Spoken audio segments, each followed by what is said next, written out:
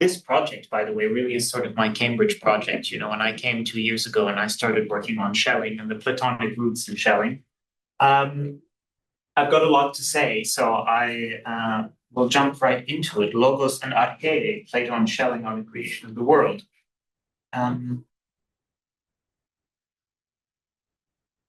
This is one of the older manuscripts we have in the Timaeus. Just a bit of nice background while I give a brief introduction to say that Schelling, Friedrich Wilhelm Joseph Schelling, for those who don't know, is one of the canonical German idealists, Kant, Fichte, Schelling, Hegel. And Schelling has a very strong theological background. He's the son of a pietist pastor in southern Germany.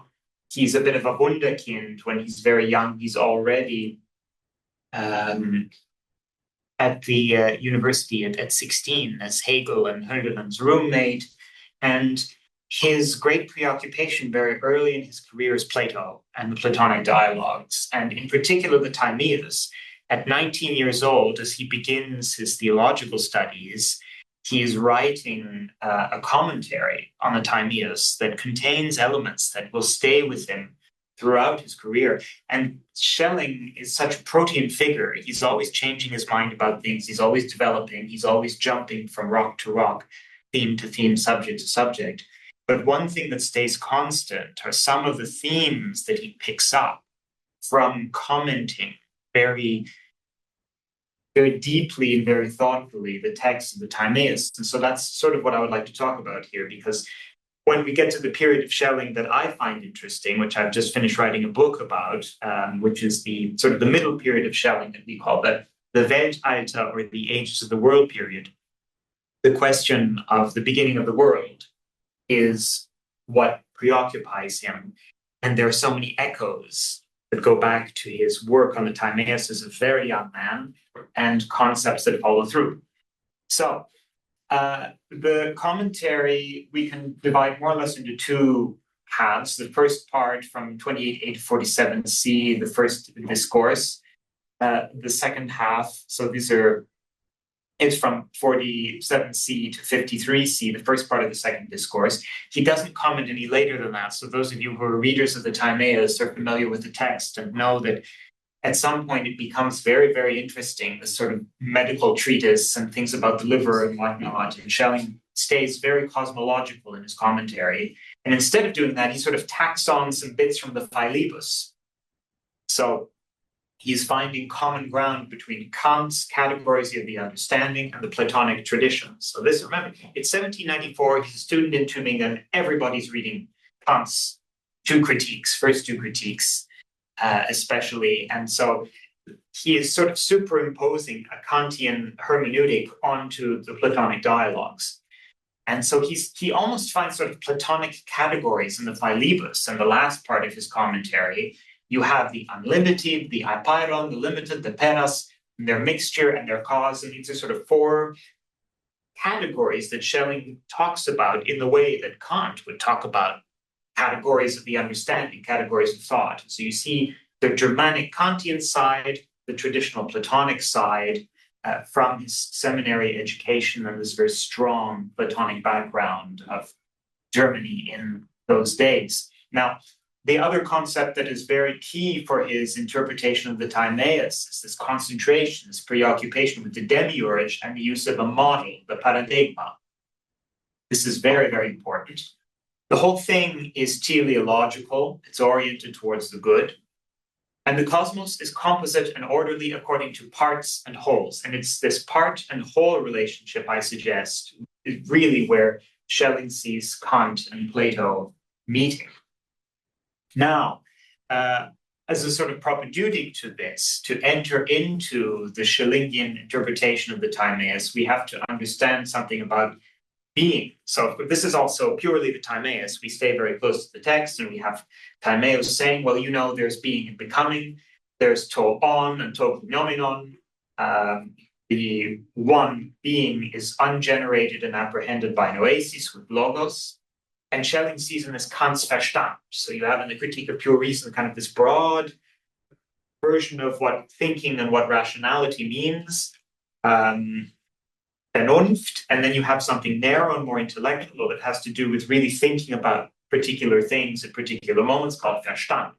This is linked to a table of categories. One thinks Verstand particular things according to certain modes of thought. This all has to do with being for Schelling. Becoming the toginomenon is apprehended by doxa with aistasis. And this is, if anyone knows the Critique of Pure Reason, the beginning part, the transcendental aesthetic, aistasis, it's used in very much the same sense. These are, in Kant's terms, space and time as what he calls pure intuitions. They are not understanding. It has to do with simply doxa, very much in the Platonic sense of what sense experience in time and space. This is sort of a propedeutic to how Schelling will read.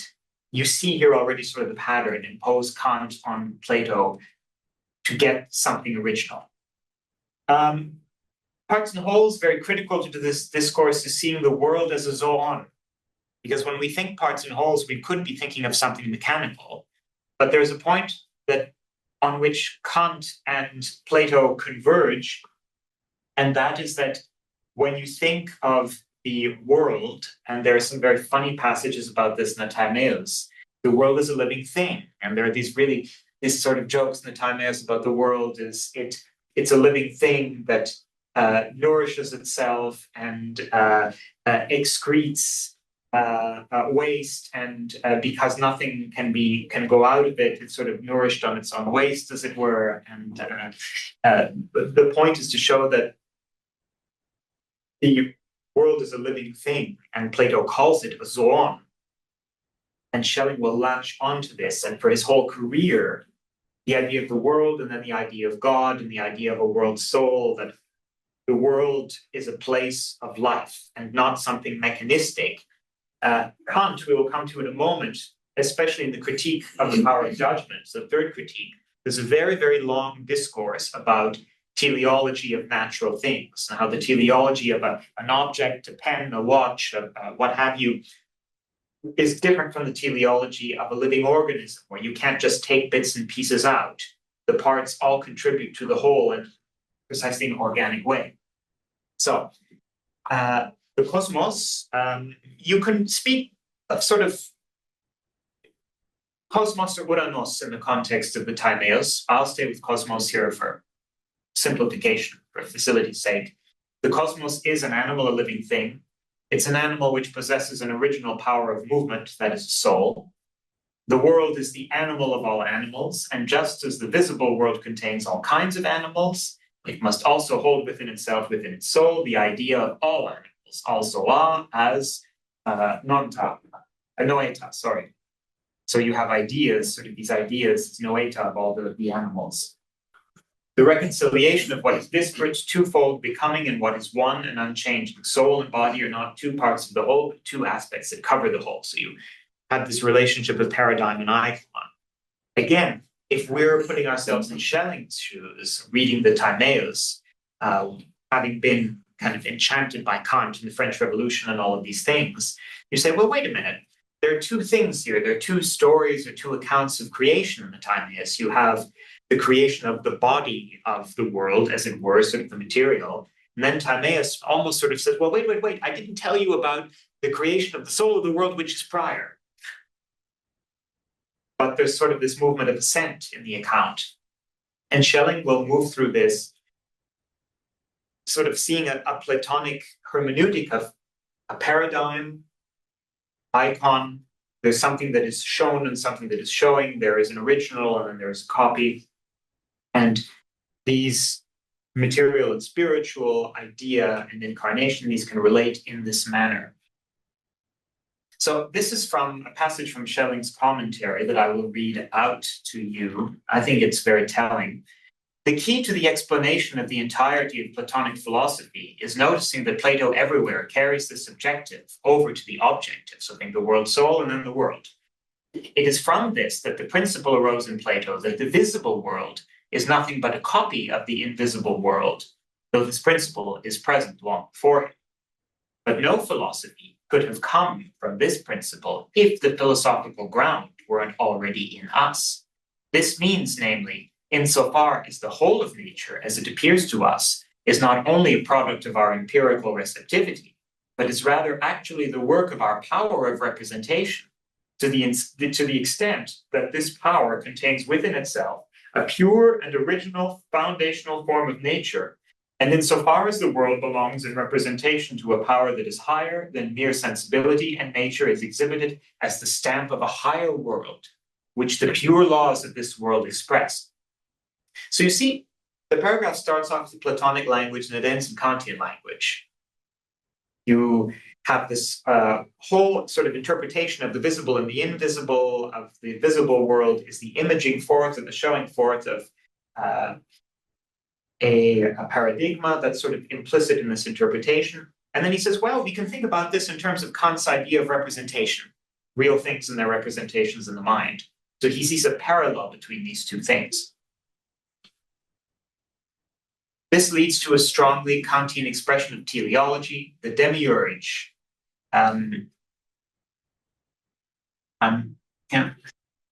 Creates the world. Thank you, creates the world. I see less of it. He creates the world through the form of the understanding that is according to universal laws of nature that individual beings follow in their development. I'll only read the beginning of this quote. I think that makes the point. First sentence. Furthermore, we have to remember that Plato viewed the entire world as a zoon, that is, as an organized being, thus as a being whose parts are possible only through their relation to the whole, whose parts are reciprocally related against each other as a means and an end. Now, how do you come up with that? So, parts are reciprocally related against each other as a means and an end. That is precisely from paragraph 65 of Kant's Critique of the Power of Judgment. A thing that is to be cognized as a natural product, but yet at the same time is possible only as a natural end, must be related to itself reciprocally as both cause and effect. The one system that is the cosmos, the world, is therefore a system of systems. Let me return to the metaphor of a watch. If you have a watch, you can have a minute hand that is connected to all of the gears and no second hand. You could then add a second hand onto the watch and attach it to all of the previously existing mechanisms, and it would be a super addition. It would be something that doesn't really affect the functioning of the whole, the essential cause-effect relationship of everything. It's just added. You can't do that with a natural being. You can't say, well, I've got a nice little animal here, and I think I'll take out the digestive system, and we'll see how it fares. You can't do that. And so if there are any comparisons to be made, I look at my scientist in the corner, think of the biological process of meiosis, cellular division. How does a plant grow bigger? Through dividing itself. So this is a very good metaphor for how Schelling sees the creation of the world and the creation of any natural being. I haven't really gotten to the world yet. I've stayed with the zoon. But the natural being becomes internally more complex as it grows. It doesn't just add foreign elements randomly. That, you see, is a conclusion that can only be reached through kind of reading Plato through the lens of Kant when you're a 19-year-old in the Tübingen seminary in the rush of the excitement of the 1790s. Hegel is your roommate, all of this. French Revolution. As an aside, Friedrich Schlegel said that the great inspiration of that generation was Fichte's Wissenschaftslehre, the French Revolution, and Goethe's Bildungsroman Wilhelm Meister's Lehrjahre. These are sort of what's in their mind. So we've sort of established the Platonic Kantian connection about parts and wholes and how an organism, even if it is the organism of all organisms, functions. So now imagine what I've just said about plants and the cellular division. Apply that to the whole world, to the whole cosmos.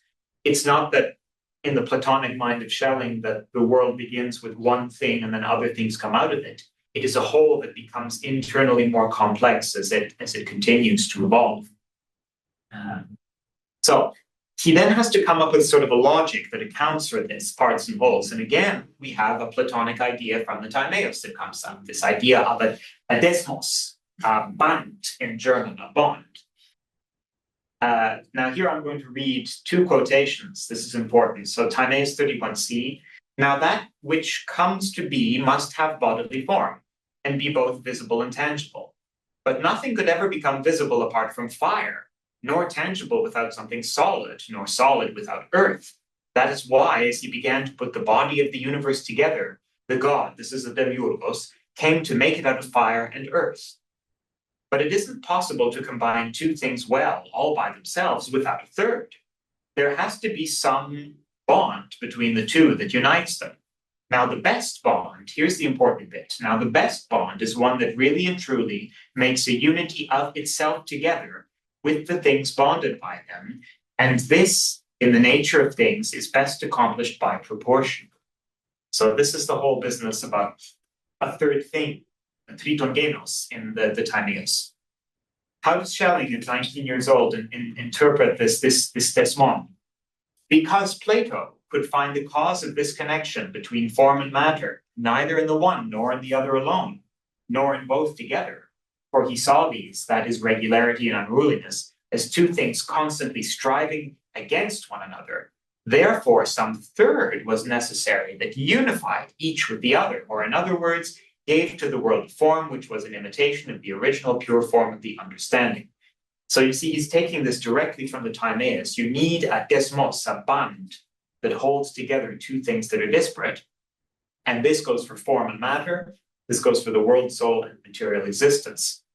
So in between the being that is indivisible and always changeless in the language of the Timaeus and the one that is divisible and comes to be in the corporeal realm, the demiurge mixes a third indeterminate form of being derived from the other two. Things that are not alike can be brought together by means of a third thing. Now, I won't read this quotation from the Timaeus, but I will mention how this plays out in the Timaeus, especially the first one, I think, is the critical one, the receptacle, the hupodoche, which is the substrate that allows for things to stay the same across change. And in the Timaeus, you have this lovely account of water changing form. You know, you have ice, you have water that's liquid, you have gas, but there is some stable form across all of these things. So it is invisible, but it does in fact appear. It appears in the form of that which it carries. So I'm going quickly, mindful of time. Another way we can speak about this is the famous passage that many French philosophers have twisted this way and that, every sort of thing. The hora. The third type is space. Hora, which exists always and cannot be destroyed. Now I'm quoting from Plato. It provides a fixed state for all things that come to be. It is itself apprehended by a kind of bastard reasoning, the logis moinotoi, that does not involve sense perception, and it is hardly even an object of conviction. That's a very strange passage, but it's very key. Schelling's version, he will reproduce this logically as reduplication, and I found that here he's doing something that a Cambridge Platonist would see no problem in doing, but that my colleagues think is absolute heresy, which is use Aristotle to understand the Platonic tradition. So in the prior analytics, you have a certain kind of syllogism called a syllogism with reduplication. A modern might call it some sort of modal proposition. The example from the prior analytics is, insofar as he is consul, Fabius Maximus has authority over his father. But insofar as he is a son, his father has authority over him. So you see, Fabius Maximus appears twice in two different capacities here.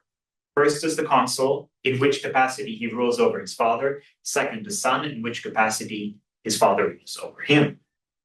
Now, very simply, Schelling's language, this means any relation of identity or any sort of syllogism where we say A is B can always be expanded to A equals X, B equals X.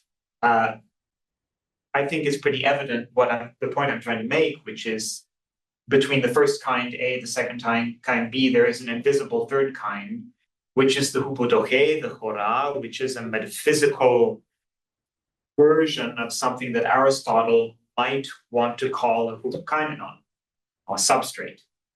The role is similar to that. The world soul is therefore a doubling of the world's body, with both forming a dynamic whole. The body is the moving, unfolding image of the soul. This is more than an Aristotelian substrate or hypokaimenon. It is properly a hora, a space where being can become. That's me. Now, how do we sort of unpack this in Schelling and God and the actual creation of the world in Schelling's writings when he's talking about God as creator of the universe? We have to quickly evoke the concept of, I have until 4? Good. The concept of ground that's pivotal here, but first nature. This goes with the idea of zoon, to say that the cosmos is a zoon, a living thing. This is one of the inspirations, to my mind, of why Schelling, as a young man after he leaves university, becomes a naturphilosoph, the philosopher of nature. And the romantics who were inspired by Schelling all have this special relationship to nature. The idea is spirit emerges from nature. There is no proper existence until spirit emerges, but spirit emerges out of nature and is greater than nature. It is spirit that the division is in this way sort of created by spirit. In proper Schellingian language, in German, spirit has its ground, its Grund in nature. Now, if we put this in the language of the Timaeus, Grund or Natur, which are synonyms for Schelling, are ananke for Plato. Necessity is how we often translate it, I think. Geist, spirit, Freiheit, freedom. These are nous, if you look at the parallels in the Timaeus. Ungrund, a very complex Schellingian concept. Sean McGraw may disagree or may go in a different direction. I hope we don't disagree too much because I owe him an awful lot in understanding this concept. But the Ungrund is similar to the hypokaimenon and the chora. I will explain what these terms do in a minute. All three are valences of God. This is sort of a metaphysical trinity almost in Schelling. Now we need to see what we do with these. A logic of ground. This is Schelling in his freedom essay, which is the text I'm sort of going on here, or his idea of God as creator. We have already explained what we assume in the first respect. There must be a being before all ground, Grund, and before all that exists, thus generally before any duality. How can we call it anything other than the Urgrund? I've taken out the translations, or the Ungrund, question mark. Since it precedes all opposites, these cannot be distinguishable in it, nor can they be present in any way. Therefore, it cannot be described as the identity of opposites. It can only be described as the absolute indifference, indifference of both. What do we have here? Well, taking all of the baggage that we have, I'll take that away so as not to distract you and bring all of these elements together as quickly as I can. Schelling's point is we must ask ourselves theologically, why does an infinite God who is all good, all powerful, and lacking in nothing, how could he want to create the world, and how would he go about creating the world? The framework that we see evolving through the young Schelling reading Plato and commenting on it, and then adapting the terminology into German, results in more or less this. God has not a cause, but a ground in himself that is different from himself insofar as he exists. So the syllogism of insofar as God is existing, he is not the same that he is insofar as he is ground of his own existence. So God is God, it's cause or ground of himself. That can be called nature in God. Again, we think of Heraclitus, already brought up, nature likes to hide. This is the hidden part of God. This is the inner life of God. The God who reveals himself and creates, the Deus revelatus, so the Deus absconditus, sort of this Grund. The Deus revelatus is the God as existierendes Wesen, an existing Wesen, being, individuum. Now, these valences of God, one emerging from the other. So we have an antecedent in God, which is the ground. We have the subsequent in God, which is the existing Deus revelatus, there must be some sort of hupokaimenon that brings these two together, that keeps God from being disparate within himself. And this is this obscure thing called the unword, which is merely sort of the totality of God as this.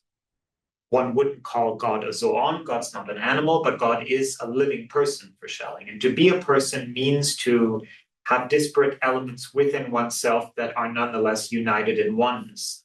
Ungrund Torah concept is this, I think, a Platonic way of bringing these two elements of the divine personality together. Their two-ness is what constitutes divine personality. So I know that we have covered a lot of territory in the past 25 minutes. I gave a different version of this in Poznan that took a lot more time and did more exegesis.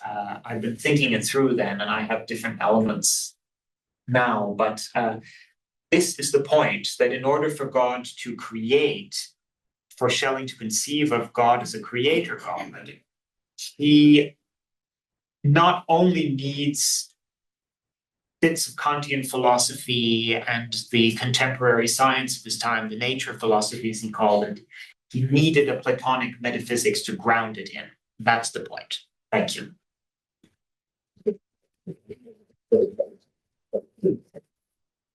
Mateusz,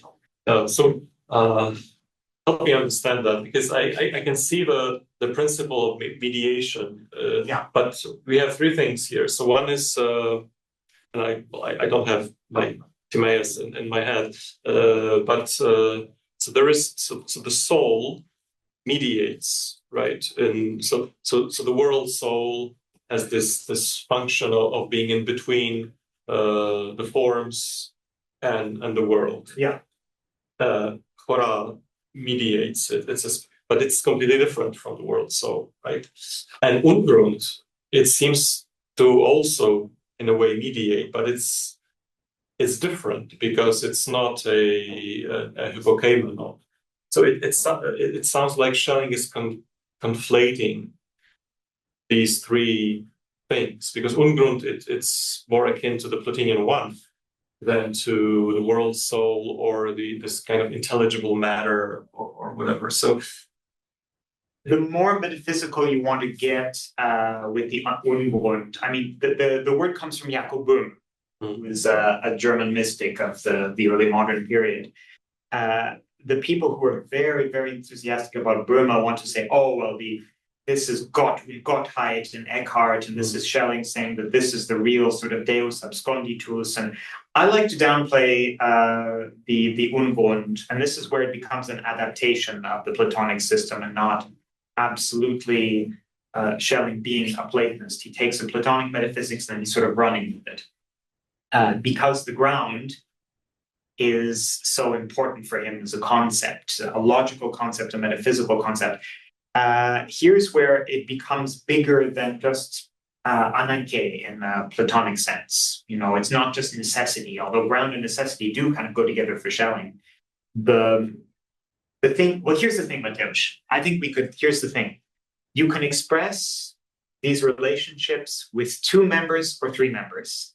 And that's where Schelling, when I'm reading the text from 1809 on, it can get ambiguous because he wants to say, well, A comes from B, spirit comes from nature. This is an antecedent, consequent. There's elements of Leibniz in this, of what is so implicatio, explicatio. Leibniz talks about the Trinity this way. You know, the members of the Trinity are enfolded in the one concept of God and then expounded in threeness. Schelling will say spirit is enfolded in nature and then unfolded in a twofold relationship that we could also display as a threefold relationship when we consider the Ungrund as a space for the unfolding. Spirit would be the world forms, spirit would be logos, or we shouldn't make these identifications. Well, sort of. It would be the world of forms if you wanted to conceive of it in a Platonic framework. Kantian categories. Yeah, but then what Schelling will add is he'll want to say, oh, but remember, this must be the realm of absolute freedom. And so the forms, rather than presenting some sort of inexorable necessity to Schelling's mind, as they might to other readers of Plato, for him, have to represent the freest version of what something is, the undecided version of what something is.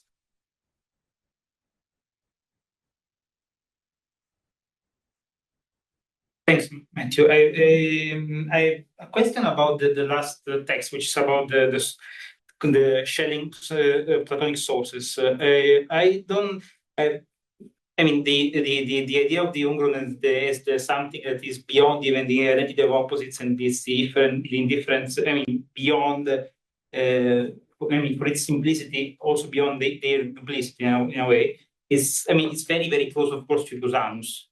I mean, but it's almost because it's the idea. I mean, in the Doctrine of Ignorantia, so at the beginning he thinks that God is coincidentia oppositorum. Then going from the Conjuncturis and beyond, he thinks no, it's even beyond the coincidence of opposites. He says it's super coincidentia oppositorum. No, he is also reworking like Origen, Deus as oppositio oppositorum.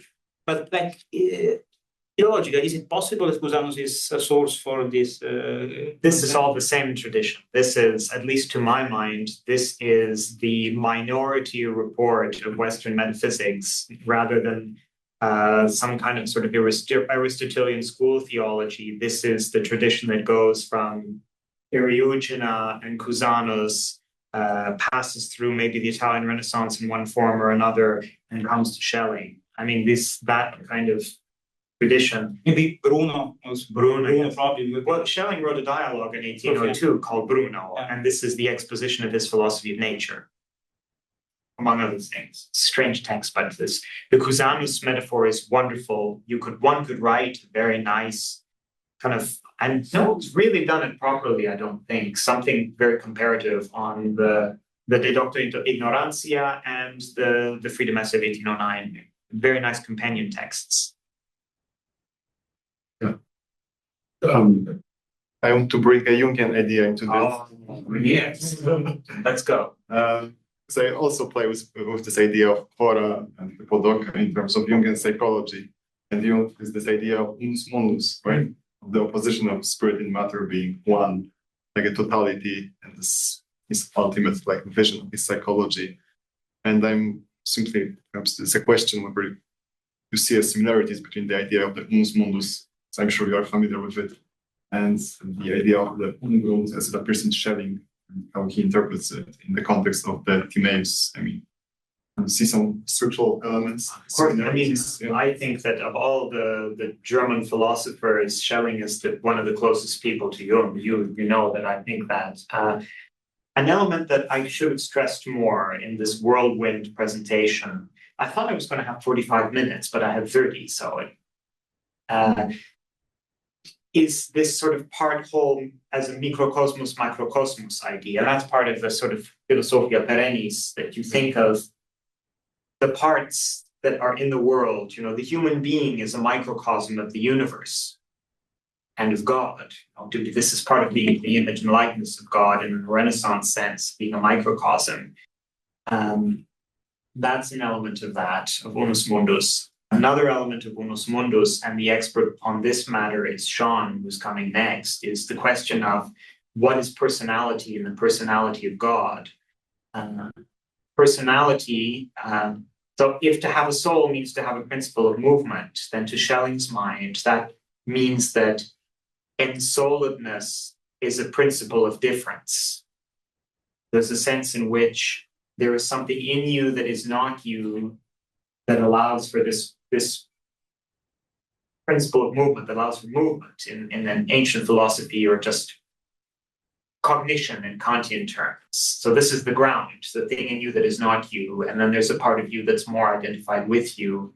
And it's the relationship of these two, not as two things, but as one but not two, but of this non-duality that is something that Schelling has a very hard time articulating. There, it's not exactly following the Platonic tradition, but you know, you have Socrates and his daimon, you have all of these sort of, and then these dualities in the tradition of Western philosophy, Deus revelatus, Deus absconditus, matter and form. So two things that are composite, the body of the world soul, sort of holistic idea. And so the Jungian quest for the whole fits into that. Yes. I mean, but clearly, if you look at his sources, they tend to be a composite of bits of Plato, bits of the Church Fathers. I mean, I think one thing that's easy to forget is how significant the study of patristics was still in this period. So, and one of the figures who's very significant is Morsheim, the great Erasmus of the 18th century. And of course, those of us here devoted to Platonism are particularly interested in Morsheim because he translated Cudworth's True Intellectual System, which was in fact a textbook in Tübingen. So the young theologians, Hegel and Schelling, were using this great textbook of Cudworth's.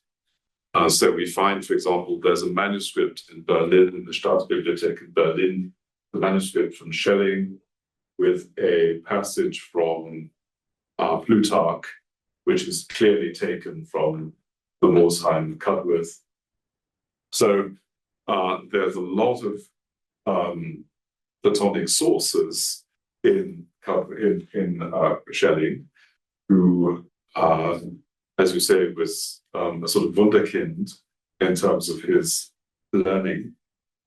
But the other aspect of this Platonic tradition is more complicated, and I think that is the side coming out of this Swabian artistical, mystical tradition, a kind of reception of Burma. Oettinger, Bengal, yeah. Burma. Exactly. And so there you get an element which is almost counter-Platonic, with its emphasis upon the darkness or the Grimmigkeit, all that language of the exactly.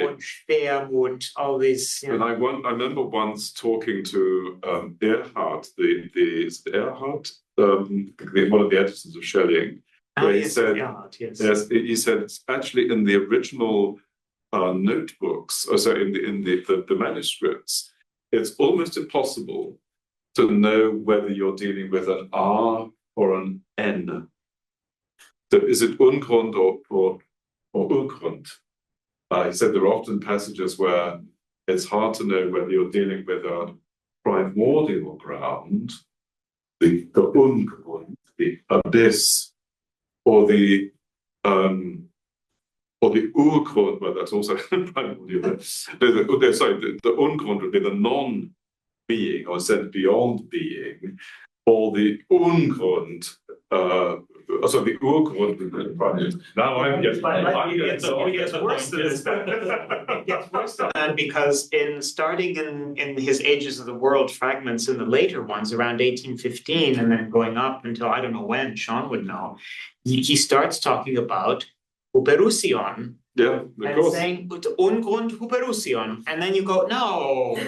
Yes. No, So is it down here or is it up here? And that's so my idea of bringing in maybe a little bit of Aristotelian logic. Yeah. Hymenon is to say, well, maybe he was poeticizing and meant it more modestly, and that smooths out what it is. And then the Grund, which does have this dunkler Grund, aspect to it, coming from, and this is all really, it's Burma, but it's Rhineland mysticism. Exactly. The constellation of sources, yes. I mean, it's really just to Matthäus's point, because obviously Matthäus is a bit worried as a good Platonist, thinking, where's all this non-Platonic stuff, coming from? But I think actually this, strangely enough, this what seems very non-Platonic from a sort of orthodox Neoplatonic perspective is strangely enough coming through itself through rather Platonizing sources. And there are parallels, I think, in Eckhart, or even where Eckhart plays on the idea of the Not, the need of God, that. I mean, so there's a Notwendigkeit in the divine relationship to creation. Or Thomas Traherne, who's also in this sort of tradition, who talks about God's want. I mean, of course, there's complete paradox of God wanting anything in terms of the classical model of the actus purus.